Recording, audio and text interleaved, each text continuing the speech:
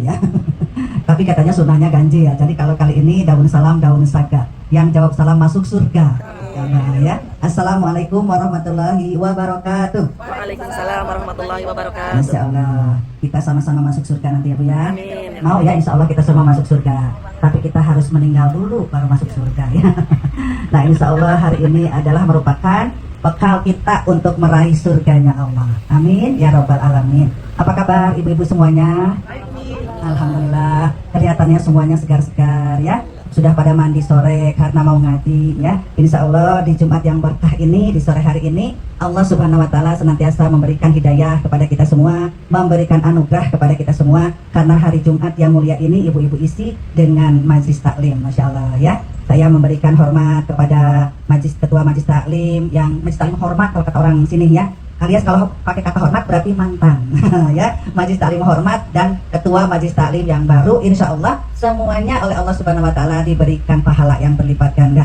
Karena tidak mudah mengelola majlis taklim dengan ibu-ibu yang berbagai macam karakternya ya. Kadang-kadang ketuanya semangat, ibu-ibunya sedang tidak semangat ya. Kadang-kadang anggotanya yang semangat, ketuanya sedang tidak semangat. Itu mah biasa. Insya Allah hari ini mengawali semuanya untuk semangat ya. Bismillah, mudah-mudahan tetap semangat, tetap rutin pengajiannya ya. Menambah ilmu hanya 1 jam, tidak lama. Walaupun terasa lama, itu godaannya biasa. Makanya saya mah kalau lihat ibu-ibu di 20 menit pertama sudah mulai ada yang mengangguk-anggukkan kepala, saya mah husnuzonan orangnya. Berarti ibu paham banget dengan yang saya jelaskan ya. Sampai sudah mengangguk-angguk, Masya Allah ya. Jadi nggak apa-apa Bu ya, silahkan. Bahkan ada yang, katanya kan ada kita tuh yang kinestetik ya, visual kinestetik, alias kalau sambil melihat, mencermati yang bicara harus sambil ngunyah. Nah saya mah juga maklum, oh berarti ibu ini visual kinestetik gitu ya. Kalau yang manggut-manggut berarti visual auditory gitu ya. Jadi boleh silahkan ya. Ada yang sudah mulai pegel lututnya agak selonjor gitu kan, ya tidak masalah ya. Namanya juga semua sudah pada cantik jelita, bahkan sudah lolita ya. Cantik jelita jelang 50 tahun, lolita lolos 50 tahun ya. Itu biasanya lututnya aduh hai gitu ya. Nah jadi santai lah kalau sama saya mah ya, silahkan. Aduh kayaknya agak bosen, minum dulu mangga ya, makan dulu mangga, kan semua auditori ya, kinestetik. Nah insya Allah ya Bu ya. Jadi mudah-mudahan apapun yang kita lakukan niatnya insya Allah karena Allah ya.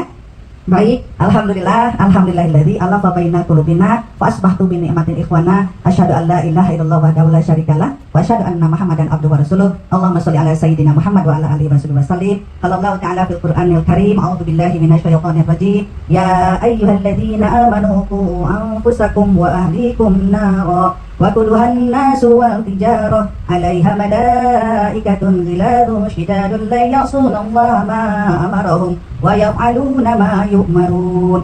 Shadaqallahul azim. Ibu-ibu yang dirahmati Allah Subhanahu wa Ta'ala, kita senantiasa bersyukur kehadirat Allah karena dorongan dari Allah juga lah hari ini saya bisa hadir di tengah ibu-ibu. Karena sebetulnya dari hari Rabu saya sudah mulai jatuh sakit ya Bu ya. Saya demam tinggi, kemudian pusing kepala ya. Jadi kalau istilahnya mah sakit lah gitu ya. Alhamdulillah itu oleh Allah sedang diberikan kasih sayang. Disuruh istirahat, punya suami atau yang sudah tidak punya suami tetap bersyukur. Ada yang masih punya anak, yang sudah tidak punya anak atau belum punya anak juga tetap bersyukur ya. Karena dari pagi hari ketika bangun tidur kita masih diberikan nafas oleh Allah. Itu hal yang patut kita syukuri, Masya Allah ya. Salawat dan salam kita sampaikan kepada junjungan kita, Nabi besar kita Rasulullah Sallallahu Alaihi Wasallam. Semoga salawat dan salam ini tercurah-curahkan kepada seluruh keluarganya, para sahabatnya, wabil khusus kita semua. Mudah-mudahan kelak mendapatkan syafaatnya, insya Allah ya. Mudah-mudahan kita mendapatkan syafaatnya. Karena apapun yang kita lakukan, kalau Rasulullah tidak berkenan memberikan kita syafaat, kita sangat bersedih hati ya. Nah sebelum mulai kita salawat dulu ya Bu ya. Saya biasa kalau di majlis-majlis taklim mengawali pertemuan dengan salawat.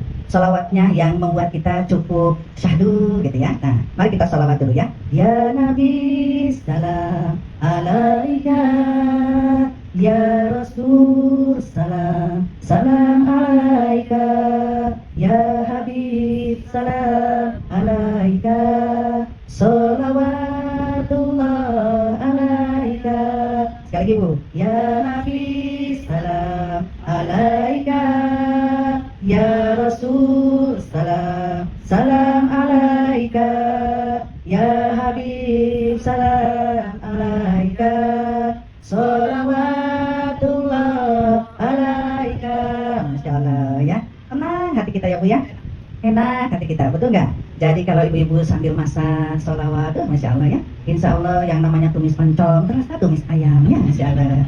Tapi ini saya katanya kalau lagi kesel suka salawat aja. Terus gimana dong salawatnya? Iya sambil masak. Yo no, saya bilang dijamin itu mah kebalikannya. Yang tadinya tumis ayam jadi tumis ontong gitu ya. Masyaallah. Tapi itu menyejukkan hati kita ya, membuat sore hari ini hati kita syahdu mengenang baginda Rasulullah Sallallahu Alaihi Wasallam. Ini di klaster Hawaii ya. Ada berapa kakak kalau di Hawaii ini? Oh 200-an. Muslimnya? Oh 70% muslim ya, masyaallah. Ini yang hadir berapa persennya nih kira-kira Bu? Oh iya betul, rata-rata perjalanan ya Bu ya, betul, sore hari ya. Bagus Bu, berhusnuzon gitu ya, masyaallah. Kita doakan mudah-mudahan Jumat-Jumat berikutnya semakin bertambah ya. Iya betul Bu, kan di perjalanan ada yang kerja, ada yang jemput anak ya Bu ya. Kan maklumlah ibu-ibu ini adalah para peternak alias pengantar anak ya. Jadinya kadang-kadang pagi hari kita sudah di jalanan ya Bu ya. Karena ibu-ibu itu makanya saya bilang ibu-ibu yang hadir hari ini itu adalah ibu-ibu yang luar biasa. Nah, betul nggak Bu ya? Ibu luar biasa karena semuanya biasa di luar ya. Pagi-pagi sudah di luar ya, sore keluar lagi, siang keluar lagi, Masya Allah. Makanya pernah ada bapak-bapak yang bilang ke saya, Ustazah, terima kasih istri saya setelah jadi jamaah Ustazah sekarang luar biasa pelayanannya di rumah tangga. Hebat atau Pak? Iya, dia itu setiap hari nggak kerja sih katanya, tapi setiap hari selalu keluar. Hari Senin tahsin, Selasa bahasa Arab, ya, Rabu kajian tafsir, Masya Allah ya. Saya bilang, aduh pintar atuh Pak, tapi saya tuh bingung Bu, itu lemari minta beli lagi lemari baju, karena seragamnya makin banyak ini ya.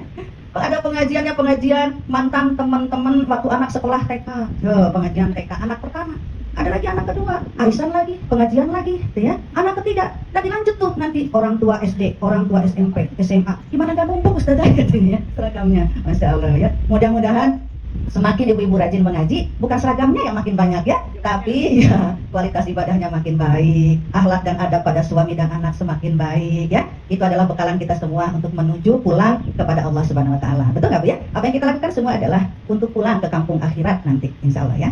Nah ibu-ibu hari ini pembahasannya tentang apa? Nah hari ini adalah tentang bagaimana rumah tangga Islam yang kemudian ada keberkahan di dalamnya, gitu ya. Ibu-ibu di sini ada yang sudah 35 tahun pernikahannya? Ada. Ibu sudah berapa puluh? Di hampir 30. Ibu? 35 Ibu? 41, Masya Allah. Ibu sudah 41 tahun ya. Cucunya berapa Bu? Baru 2. Kenapa anaknya 2? Oh anaknya 6, baru cucu 2. Masya Allah. Yang udah 41 tahun Ibu ya. Ada yang melebihi Ibu? Ada yang 45? 50? Masya Allah. Belum ada ya. Jadi paling tua pernikahannya adalah Ibu ya. Tapi sisi usia belum tentu deh Ibu paling tua ya. Iya. Jadi ya. Jadi kalau berbicara tentang rumah tangga, memang yang namanya usia biologis itu tidak menentukan kedewasaan dalam rumah tangga. Gitu. Betul nggak Bu? Setuju nggak Bu ya? Artinya adalah bahwa dalam berumah tangga kita harus terus-menerus melakukan perbaikan-perbaikan. Nah dalam hal ini tentu saja kita menginginkan rumah tangga kita penuh keberkahan. Karena sebetulnya ketika kita menikah, maka sebetulnya kita mengusung visi dan misi pernikahan. Apa coba visi pernikahan Bu? Ayo Bu, visi pernikahan apa? Menjadi keluarga sakinah mawaddah warahmah itu apa? Keinginan kita, betul nggak? Keinginan kita yang selalu kita panjatkan kepada Allah. Ya Allah, dulu tuh waktu sebelum nikah, ya Allah berikan aku jodoh yang baik. Kalau bisa tampan, tajir, nah ya, berkepribadian, nah, gitu ya, berpribadi yang soleh, punya kendaraan pribadi, rumah pribadi, pokoknya pribadi lah gitu kan. Itu kehendak. Nah kehendak kita kepada Allah itulah yang menjadi visi, ya, artinya melangitkan kehendak manusia kepada Allah Subhanahu Wa Taala, itu visi pernikahan. Karena pernikahan tanpa sadar itu adalah keinginan kita, kehendak kita. Walaupun berjodohnya dengan siapa yang tidak kita kehendaki, ada yang pacaran 10 tahun, nikahnya sama yang baru kenal 2 tahun gitu ya. Itu adalah sudah merupakan kehendak Allah. Tapi ketika kita minta, itu adalah kehendak kita. Makanya visi pernikahan itu adalah melangitkan kehendak manusia kepada Allah Subhanahu Wa Taala. Gitu. Sedangkan misinya apa? Nah, kalau misinya itu kebalikan, membumikan kehendak Allah kepada manusia. Ya. Apa sih kehendak Allah kepada manusia? Yang sering ibu-ibu hafal ayatnya. Quran surat Az-Zuriyat ayat 51. Ya. Bahwasanya tidaklah aku menciptakan jin dan manusia kecuali untuk beribadah kepadaku. Itu kata Allah itu. Wa ma khalaqatul jinna wal insa illa liya'budun. Tidaklah aku ciptakan jin dan manusia kecuali untuk beribadah kepadaku. Jadi misinya apa Bu? Membumikan kehendak Allah kepada manusia berupa ibadah. Nah, Ibu yakin nggak kalau nikah itu ibadah? Yakin ya. Jadi kenapa dikatakan nikah itu ibadah? Karena Allah memerintahkan kita untuk ibadah. Ya. Makanya kemudian dikatakan bahwa barang siapa menikah, maka sesungguhnya mereka sedang melengkapi satu din agamanya. Gitu. Jadi artinya kita bawa setengah pemahaman agama, suami membawa setengah pemahaman agama, setelah menikah dilengkapi satu sama lain untuk saling melengkapi dalam hal pemahaman agamanya. Artinya semakin meningkat kualitas ibadahnya, kualitas kesolehannya, gitu ya. Nah, hanya manusia seringkali terjebak pada kehendaknya sendiri, itu yang menjadi masalah, gitu ya. Padahal semua juga setuju kalau yang dikatakan menikah itu adalah di dalamnya ada intiman, ada keintiman. Kamu Kemudian ada apa lagi? Komitmen yang harus dibangun bersama. Kemudian ada apa lagi? Ada tanggung jawab yang harus dilakukan bersama. Jadi kalau hari ini ibu-ibu masak, itu karena ibu punya tanggung jawab, betul nggak Bu? Ke anak-anak, ke suami, dan ke diri sendiri, gitu, ya. Nah, maka dalam hal ini bagaimana sih caranya supaya rumah tangga kita ini, keluarga kita ini betul-betul menjadi keluarga yang Islami? Nah, itu tergantung bagaimana kita memfungsikannya. Nah, kalau kata Ustadz Arifin Ilham, ada 8 fungsi bagaimana seorang itu mampu mencapai rumah tangga Islami.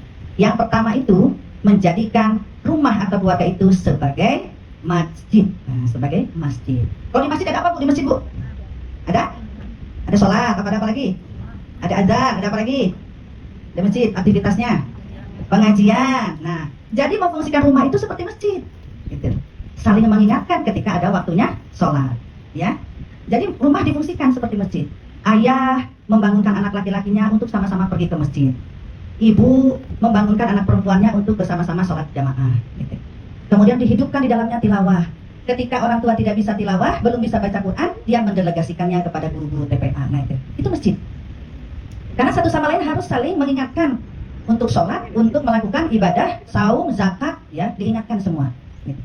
Nah, dengan difungsikannya menjadi masjid, maka kita akan selalu diingatkan kepada tanggung jawab kita terhadap Allah Subhanahu wa Ta'ala, ya. Makanya kenapa tuh ada yang namanya kalau mau puasa, anak-anaknya biar cinta sama puasa, dihias rumahnya. Nah, itu dalam rangka membangkitkan ruh kita terhadap kecintaan kita, keluarga kita terhadap Allah, terhadap Rasulnya. Nah, ditulisin rumahnya, ya, welcome to Ramadan, ahlan wa sahlan Ramadan, Masya Allah. Bahkan kalau dulu saya sampai pakai jadwal Bu, gitu ya, pakai jadwal itu. Jadi jadwal ditempel di dinding. Karena kalau anak-anak saya itu tunji setahun hiji, ya. Nah, jadi setahun satu saya punya anak. Anak ke-1 baru setahun 2 bulan brojol anak kedua. Anak kedua baru setahun 8 bulan brojol anak ketiga. Anak ketiga setahun 8 bulan juga lahir anak keempat, gitu. Jadi saya bikin peraturannya, gitu ya. Jadi difungsikan sebagai masjid. Sehingga anak-anak paham kapan dia harus sholat, kapan dia harus baca Quran, kapan dia harus orang hafalan, gitu, ya. Nah, yang kedua, fungsikan rumah sebagai madrasah atau sekolah. Al-Ummu Madrasatun Ula. Ibu itu adalah madrasah pertama bagi anak-anaknya. Dia belajar mengenal kata dan bahasa itu dari ibunya pertama kali. Coba kita saksikan, ibu-ibu kalau punya bayi, ada nggak yang ngebetem aja, dia ngegendong gini aja? Ya, ini ibu sakit atau ya? Pasti setiap ibu kalau ngegendong, adik, aduh, anak mama, gitu kan Ibu ya? Iya, itu lagi senang. Lagi marah juga sama, diam. Jangan marah. Mama lagi kesel ini, diam. Sama aja kan gitu ya. Jadi anak tuh belajar dari ekspresi mamahnya ceria, mamahnya marah, mamahnya kesel. Itu pelajaran pertama yang dia serap dari zaman bayi, gitu. Ya, bahkan dari zaman kandungan itu dia sudah belajar. Maka disebut Al-Ummu Madrasatun Ula. Dari ibunya mereka pertama kali belajar tentang perasaan, emosi, ekspresi, kata-kata. Itu semua dari kita, Masya Allah, ya. Makanya fungsikan rumah itu seperti madrasah atau sekolah yang ada aturannya, ada adabnya, ada tata caranya, gitu, ya. Makanya dalam hal ini Allah itu membagi peran. Kenapa Allah menciptakan laki-laki dan perempuan? Karena semuanya ada peran untuk saling melengkapi. Dalam hal ini, kepemimpinan rumah tangga memang Allah delegasikan kepada laki-laki. Itu ada dalam Quran surat An-Nisa ayat 34. Ar-rijalu qawwamuna 'alan nisa. Laki-laki itu adalah pemimpin bagi perempuan. Kepemimpinan yang di sini yang dimaksud bukan yang otoriter, bukan yang diktator, bukan juga yang patriarki. Tapi kepemimpinan yang seperti apa? Kepemimpinan dalam hal pertama musyawarah. Laki-laki itu adalah pemimpin musyawarah. Ya. Dia memusyawarahkan dengan istrinya. Anak-anak kita nanti mau kita bawa kemana? Ke bidang agama, bidang yang lainnya, bidang umum, apa yang lain? Itu dimusyawarahkan. Termasuk peraturan di dalam rumah, itu dimusyawarahkan. Nanti anaknya sudah mulai agak besar, diajak musyawarah tentang peraturan di rumah. Nah, ini kepemimpinan, fungsi kepemimpinan laki-laki adalah pemimpin musyawarah. Yang kedua, kepemimpinan laki-laki juga sebagai apa? Sebagai pencari nafkah. Allah mendelegasikan dia untuk mencari nafkah. Ya. Nah, kepemimpinan yang mencari nafkah ini diberikan kepada laki-laki agar supaya laki-laki ini, karena memang sifatnya laki-laki melindungi, dia harus menjadi pencari nafkah. Gitu, ya. Nah, itu dari kepemimpinan laki-laki. Nah, kalau perempuan bagaimana? Perempuan dalam hal ini tentu saja tugasnya adalah taat kepada suami. Ya. Jadi taatnya seperti apa? Taat bukan dalam kemaksiatan. Jadi kalau suami menyuruh pada hal yang maksiat, no way, nggak boleh taat. Ini ada dalam salah satu kisah. Ketika ada seorang sahabat Rasulullah, Sohibiyah ya perempuan, mengadu kepada Rasulullah, ya Rasulullah, aku ini sedang punya maksud menikahkan anak perempuanku yang rambutnya itu panjang. Dan kalau dia disanggul, gitu, rambutnya justru pendek ya. Tapi suamiku menginginkan dia seperti halnya berambut panjang, katanya. Ketika aku bermusyawarah dengan suamiku, suami mengatakan, sambung saja rambutnya supaya kelihatan panjang. Kemudian aku menolak, benarkah tindakan aku ya Rasulullah? Maka apa yang dikatakan Rasulullah? Bagus engkau tidak mentaati apa yang disarankan oleh suamimu, karena sesungguhnya menyambung rambut bagi seorang perempuan terlarang, kata Rasulullah. Ya. Jadi kamu boleh tidak taat atas saran suamimu. Jadi taat itu adalah apabila suami tidak menyuruh pada hal yang maksiat, boleh kita taat. Tapi kalau pada hal yang maksiat atau melarang kepada kebaikan, itu tidak perlu kita taati. Gitu. Jadi bukan surga nunut, neraka katut gitu ya. Nah, jadi ke surga ikut, ke neraka mah jangan katut gitu ya. Jangan ikut ke neraka mah. Karena nanti di yaumil hisab itu kita masing-masing. Tapi suami bertanggung jawab atas kita. Gitu. Suami istrinya nggak sholat, istrinya nggak ngaji, istrinya tidak berubah lebih baik, yang disiksa suaminya. Ya. Jadi kenapa kita juga tidak boleh taat? Nah itu. Jadi taat tidak dalam kemaksiatan itu diperbolehkan. Kemudian taat dalam rangka berkasih sayang. Nah, ya, taat karena sayang sama suami, karena cinta sama anak-anak, gitu, ya, boleh taat. Kemudian taat dalam hal saling bekerja sama, gitu, ya. Jadi taat kan kadang ada masa-masa yang suami itu di PHK, tiba-tiba di PHK, nggak ada pekerjaannya. Nah kita harus bekerja sama dengan suami, ya. Nah ini taat dalam bekerja sama. Nah kemudian taat dalam musyawarah. Kadang istri punya pendapat, oh gini-gini, kata suami begini aja, gitu. Nah itu kita musyawarahkan, bagaimana langkah baiknya. Hasil musyawarah itu harus ditaati. Gitu. Jangan hasil musyawarah, pokoknya yang benar kata mama, apa sih bapak itu biarin aja lah. Nah, ya, kan begini prinsip musyawarah itu, ya. Keputusan musyawarah itu lebih baik walaupun salah. Tapi keputusan sendiri tanpa musyawarah, ya, tetap tidak baik walaupun benar. Ya, jadi taati yang namanya hasil musyawarah. Hormati suami, ya sudah, jangan gerutu gitu ya, mah. Besok-besok jangan main medsos, jangan main TikTok yang joget-joget lah, papa malu liatnya, gitu ya. Malu-malu udah biasa ibu sekarang, mah papa aja itu yang baik, gitu ya. Nah taat aja bu, gitu ya. Kenapa sih nggak boleh? Malu lah. Mama itu kan istri papa nggak mau kelihatan pantatnya sama orang-orang gitu ya. Nah nurut aja gitu ya. Insya Allah berkah nurut sama suami itu, betul loh. Daripada kita mau ngambil berkahnya tapi nggak mau nurut sama suami. Ya. Nah kemudian tanggung jawab bersama. Nah kalau tanggung jawab bersama ini misalnya pertama dalam masalah nafkah. Nah ini pernah tuh istrinya Ibnu Mas'ud. Nah ibu tahu Ibnu Mas'ud siapa? Itu salah satu sahabatnya Rasulullah. Istrinya namanya siapa bu? Ibnu Mas'ud, tahu nggak bu? Namanya Ibnu Mas'ud. Ya. Ya. Coba kalau istrinya Nabi Nuh siapa bu? Bu Nuh, iya, iya Bu Nuh ya. Istri Nabi Idris, Bu Idris. Makin pintar deh ibu ya. Soalnya ibu-ibu kan pasti kalau udah nikah hilang namanya bu ya. Iya, Bu Kokom nikah sama Papa Suki, dipanggilnya Bu Basuki, betul nggak? Ya hilang nama Kokomnya. Saking cintanya Bu Kokom sama Papa Suki, menamai anaknya Baskom, gitu. Basuki Kokom. Insya Allah ya. Itu mah intermezzo ya bu ya. Jadi Ibnu Mas'ud itu istrinya ngadu juga sama Rasulullah. Ya Rasulullah, suamiku saat ini sedang tidak mempunyai pekerjaan. Kemudian aku mempunyai tabungan yang cukup banyak. Nah suamiku mengatakan hal itu, aku mengatakan bahwa ini kan uang aku, kata istrinya. Uang aku mau bagikan uang ini kepada saudara-saudaraku yang lebih membutuhkan. Kemudian Ibnu Mas'ud mengatakan, wahai istriku, lihatlah aku sekarang ini sedang tidak punya pekerjaan, anak-anak juga kekurangan dari penghasilan yang biasanya aku dapatkan. Bagaimana kalau uang yang kamu miliki itu diberikan kepadaku dan kepada anak-anakku? Kemudian aku mengatakan, ih enak aja, aku yang ngumpulin, aku harus bagi ke kamu sama anak-anak, enggak lah, kamu aja yang kerja. Gitu, ya. Benarkah tindakan aku itu ya Rasulullah? Apa kata Rasulullah? Wahai Fulana, aku katakan kepada engkau bahwa apa yang dikatakan oleh suamimu adalah benar. Ketika seorang istri mempunyai penghasilan lebih dari suaminya dan kemudian suaminya sedang dalam kekurangan menafkahi keluarganya, maka harta yang engkau miliki sesungguhnya bisa engkau sedekahkan untuk suami dan anak-anakmu. Gitu. Itu lebih utama dibandingkan engkau menolong saudara-saudaramu. Jadi sifatnya kita sedekah, Bu. Kalau misalnya memberikan kepada suami dan anak-anak, bukan sebagai pencari nafkah, tapi sebagai sedekah. Gitu. Ini berdasarkan hadis ini. Bahwasanya seorang istri dari penghasilan yang memberikan kepada suaminya yang berkekurangan dan kepada anak-anaknya yang memang sedang butuh untuk dibiayai, maka sifatnya adalah sedekah. Dan karena sedekah ya nggak perlu diungkit-ungkit, karena biasanya para perempuan itu memang penyimpan sejarah terbaik dibandingkan suami, ya. Iya. Ada yang menghadap ke saya sudah 28 tahun pernikahan, ya. Saya mau cerai dari suami saya. Masya Allah. Ibu cucu sudah berapa? Ada 2 katanya. Ya, anak saya 2, dua-duanya sudah menikah. Ya sudah, anak saya sudah menikah semuanya, sudah saya cerai aja dari suami saya. Ya.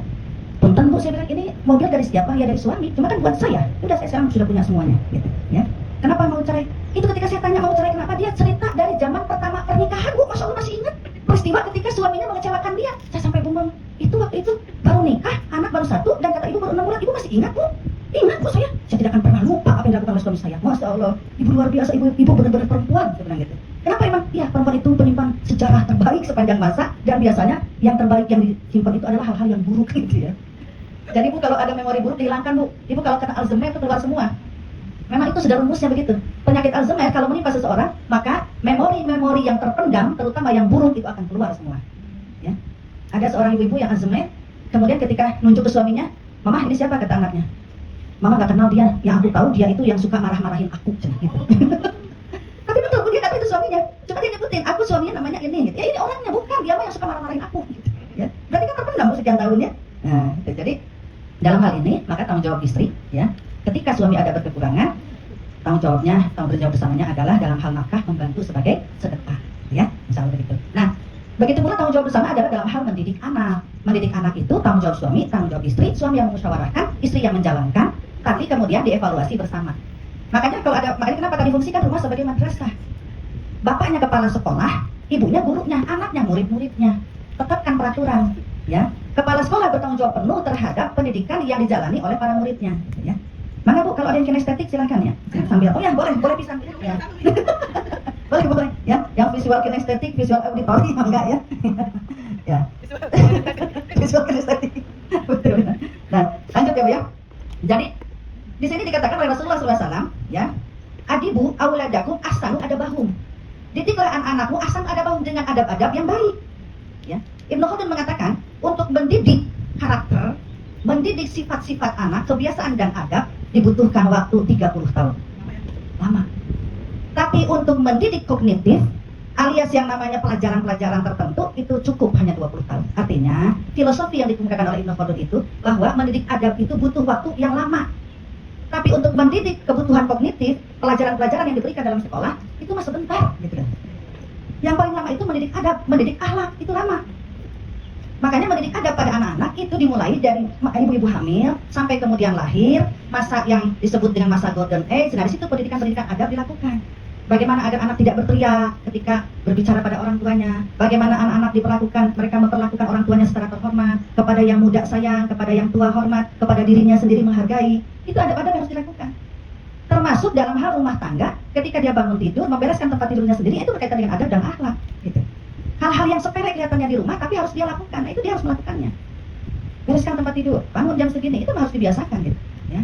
Sehingga adab-adab itu, kalau di masa golden age, di masa 0 sampai 7 tahun, yang tadi dilakukan dengan pembiasaan, akhirnya menjadi kebiasaan, akhirnya menjadi terbiasa. Ya. Anak itu mudah ingat, mudah lupa, dia harus diulang, terus begitu. Ya. Konsisten, dia supaya sholat subuh ngebangunin dia berarti sebelum subuh sudah dibangunkan. Gitu. Ya. Sebelum subuh kita sudah membangunkan anak. Kemudian ajarkan kepada mereka bagaimana mereka itu pagi-pagi bekerja sama membantu pekerjaan rumah, sekalipun ada ART, tapi dia harus bertanggung jawab sendiri, itu ada. Gitu. Ya. Jadi life skill-nya, soft skill-nya itu ditingkatkan. Nah, ini berfungsi kalau rumah dijadikan madrasah atau sekolah. Saya punya klien yang anak usia 21 tahun, ternyata dia terpapar pornografi dari usia SD. Orang tuanya baru tahu ketika dia baru mengikuti seminar saya tentang parenting. Jadi saya waktu itu, parenting waktu saya ngisi itu adalah tentang mencermati anak yang kecanduan. Baik itu kecanduan pornografi maupun kecanduan gadget. Ya. Dia melihat tanda-tanda itu di anaknya. Anak yang kecanduan pornografi itu kayak gimana, Bu? Dia cenderung menghindari tatapan kita, dia cenderung tidak mau ditanya, dan temperamentalnya tinggi. Dia cenderung menyerang orang yang paling dia sayangi, yaitu ibunya. Kenapa dia menyerang ibunya? Karena dia tahu ibu adalah tempat teraman untuk mengekspresikan rasa marahnya, emosi negatifnya, emosi positifnya. Tempat teraman itu adalah ibu. Ya, cermati itu. Kemudian cermati, dia sering mandi, gitu ya. Karena anak ini lulusan pesantren, dia tahu tentang hukum agama. Kalau sudah keluar sperma berarti harus mandi, kan? Gitu ya. Hanya dia cermati, kok anaknya sering mandi ya, gitu ya. Sampai akhirnya dalam kondisi puncak anak ini marah sama orang tuanya, ya. Akhirnya dihadapkan kepada saya, dan ternyata anak ini punya memori yang tidak lepas di usia 6 tahun. Anak ini punya kakak perempuan, jadi pada saat kakak perempuannya sedang ABG, usia SMP, anak ini masih 6 tahun, kakaknya sudah SMP. Kakaknya itu punya pembantu remaja, sering ngelihat pembantu remajanya itu pacaran, gitu ya. Hasratnya mungkin timbul, dia menyalurkan ke adiknya, Bu. Jadi adiknya suruh nyiumin dada kakaknya. Kemudian kemaluan adiknya dimainin, karena kan sama ibunya disuruh mandiin adik kamu, gitu. Makanya kenapa tuh kakak perempuan gak boleh mandiin adik laki-laki ya? Itu gak boleh, Bu. Karena takutnya begitu. Nah, sebaliknya juga begitu sama. Karena kita nggak tahu di dalamnya ada apa dengan anak kita nggak tahu. Betul nggak, Bu? Ini kan baru ketahuan 19 tahun kemudian loh, Bu, peristiwa ini. Dia 21 tahun, 15 tahun kemudian. Ingat betul memori 6 tahun, Masya Allah. Ya. Jadi anak ini mengatakan, saat aku PK sama mbakku disuruh dada. Dan ini aku dimainin kakak. Jadi itu berapa kali kejadian. Memori itu nggak lepas dari dia. Belum lagi dia pernah melihat ibu bapaknya berhubungan. Ya. Makanya kenapa Rasulullah itu menyuruh segera pisahkan tempat tidur anak-anak kamu, gitu ya. Di usia maksimal 7 tahun itu sudah dipisahkan. Nah, anak ini ternyata tidur sama orang tuanya sampai usia 8 tahunan, 9 tahun. Jadi dia pernah melihat ibunya sama bapaknya. Itu terekam, itu yang namanya alam bawah sadar, memori alam bawah sadar. Terekam sampai dia dewasa, dan dia kemudian menyalurkan hasrat, ya. Rumah kita ini sekarang, Bu, udah gak aman juga buat anak-anak kita. Kenapa? Dulu yang namanya anak-anak mau melakukan, jangan belum ada gadget ya, mau melakukan hal-hal yang terlarang dari keluarga, itu diam-diam pergi kabur. Kalau sekarang nggak perlu pergi kan, cukup dia di dalam kamar berselancar di gadgetnya, apa yang dia butuhkan dia temukan, betul nggak? Kemudian di privasi, kita nggak pernah bisa lihat apa yang dia lakukan. Nah, inilah yang terjadi, akhirnya dia berselancar di situ. sampai kecanduan pornografi itu. Masya Allah Bu, luar biasa. Sekarang sudah mulai ada perkembangan dan perbaikan. Dulu itu Masya Allah ya, mukanya kelam gitu ya.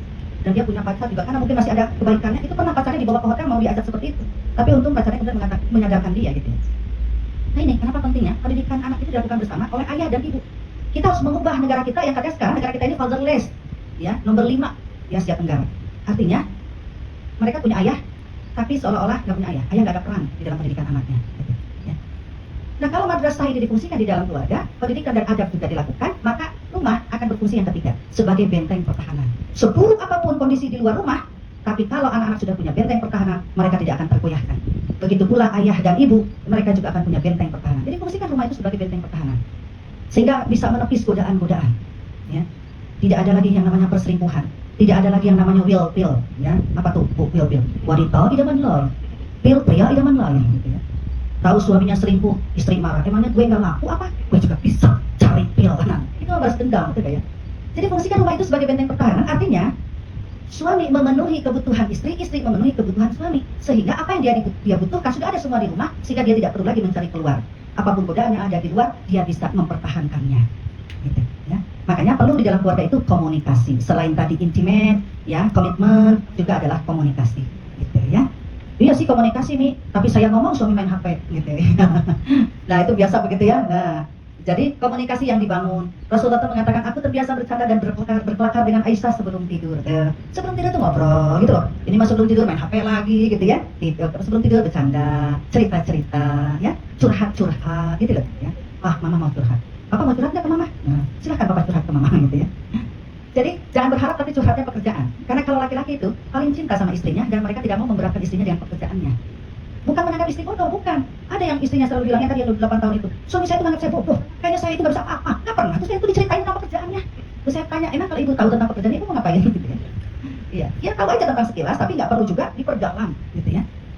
Nah, jadi dalam hal ini, ketika ini menjadi pertahanan, insya Allah semua keluarga di dalam keluarga tersebut, dia tidak akan mencari lagi hal-hal yang tidak didapatkan di rumahnya, ya.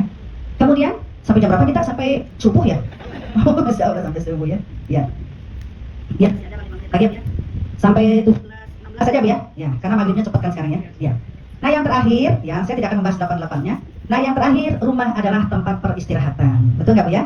Coba deh ibu kalau habis ngantar anak gerah kan Bu ya? Mana sekarang panas, kayaknya pengen buka-buka, nyalain AC, kan gitu ya. Itu kan tandanya kita tuh senang di rumah, ya. Mau nginep di hotel berapa hari juga tetap aja ingatnya ke rumah.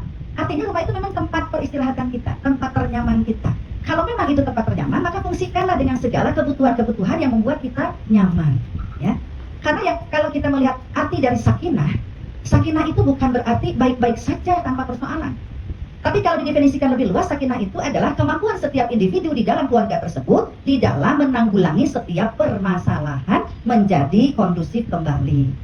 Bohong kalau berumah tangga nggak ada masalah, betul nggak Bu? Ya, betul nggak Ibu yang sudah 41 tahun ya? Ada saja masalahnya Bu ya? Iya, turun naik, kadang pernah, kadang ada masalah seperti roller coaster, betul nggak? Ya. Nah, jadi dalam hal ini, ketika ada permasalahan, kemudian bisa ditanggulangi, tidak dipendam di dalam memori alam bawah sadar, tapi diselesaikan kembali kondusif. Nah, itu yang disebut sakinah, gitu, ya. Jadi rumah dijadikan ternyaman, tempat ternyaman kita adalah ketika kita mampu memanage rumah tangga itu. Permasalahan-permasalahan yang ada tidak dijadikan batu penghalang, tetapi dijadikan sebuah ujian yang kemudian dikelola bersama sehingga ujian-ujian itu bisa diatasi. Kan begitu kata Allah dalam Quran surat Al-Ankabut ayat 2 ya. Ahasiban nasu ayatraku amanu wa hum la yuftanun. Tidaklah akan aku biarkan diri kalian mengatakan beriman sebelum aku uji kalian. Jadi tidak dikatakan rumah tangga yang beriman kalau belum diuji sama Allah. Benar nih rumah tangganya kokoh beriman. Coba diuji pakai begini ujiannya. Sanggup nggak? Bisa nggak gitu ya. Nah insya Allah dengan memfungsikan rumah itu seperti yang tadi saya jelaskan, rumah kita akan penuh dengan keberkahan. Karena setiap permasalahan dimaknai sebagai tanda kasih sayang Allah kepada kita. Setiap hal-hal yang kita terima berupa kebahagiaan tidak kita tanggapi dengan uzur-uzur dan sombong, tapi kita tanggapi dengan penuh rasa syukur. Dan sebagai seorang suami, sebagai seorang istri, memfungsikan fungsi suami, fungsi istri sesuai dengan kaidah-kaidah Allah dan Rasulnya, agar supaya mendapatkan keberkahan bagi kita semua, ya. Insya Allah mudah-mudahan ibu-ibu semua senantiasa dijaga oleh Allah keluarganya, dijadikan keluarga yang sakinah mawaddah warahmah. Bagi yang sedang ada masalah bisa cepat diselesaikan, bagi yang tidak ada tetap bersyukur dan dijaga rumah tangganya ya. Insya Allah. Mungkin itu dari saya ibu-ibu semua. Yang tadi mungkin ada yang visual kinestetik, visual auditori ya, ada yang visual apa lagi tuh? Visual ya. Mudah-mudahan semuanya diberikan oleh Allah kesehatan, diberikan oleh Allah kelancaran dalam setiap urusannya ya. Mungkin itu dari saya ya. Elvi Sukayesi beli minyak. Ibu-ibu terima kasih banyak. Ya. Ya ala kunna barobikum wa la takunanna minal mumtariin. Allahu a'fiq wa aqwa min tariq. Wassalamualaikum warahmatullahi wabarakatuh. Waalaikumsalam